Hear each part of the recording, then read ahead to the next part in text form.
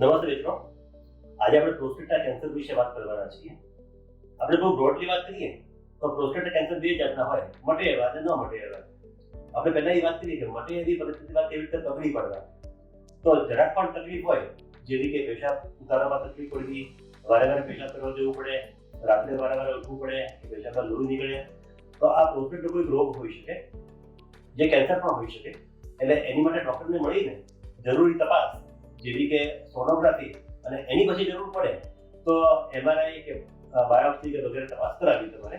અને એ પછી જો કેન્સર આવે અને સીમિત માત્રામાં હોય, પ્રોસ્ટેટ પૂરતું સીમિત હોય તો એની સર્જરી અથવા રેડિયેશન આપીને આ વસ્તુ કાયમ માટે મટાડી શકાતી હોય છે. મારી પાસે કેટલાક પેશન્ટ એવા આવતા હોય છે કે જે પ્રોસ્ટેટ પૂરતું સીમિત ન હોય તો પ્રોસ્ટેટમાંથી ફેલાઈને મોટે ભાગે હાડકામાં, પણ કોઈ પેશન્ટને લીવરમાં, ફેફસામાં પણ આ રોગ ફેલાઈ જતો હોય છે. એ તો જો મટતો નથી હોતો, પણ એમાં ચિંતા કરવાની જરૂર નથી હોતી.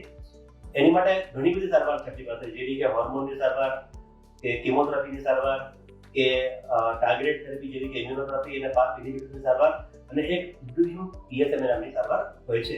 જેનાથી આપણે કેટલા બધા વર્ષો મજા કરતા, ઉડતા બેસતા, હરતા ફરતા, ગાતા અને સામાન્ય નોકરી કરતા, સામાન્ય પરિસ્થિતિની જિંદગીના મળતા હોય છે. તો આવો આપણે ભેગા થઈને સંકલ્પ કરીએ કે પ્રોસ્ટેટ કેન્સર બને તો મટી શકે એવી પરિસ્થિતિમાં પકડી પાડીએ અને મટાડી દઈએ. જો ન મટે તો ગભરાઈએ નહીં. આપણને કેટલા બધા વર્ષો મળવાના છે એના સુખેથી માણીએ. નમસ્કાર.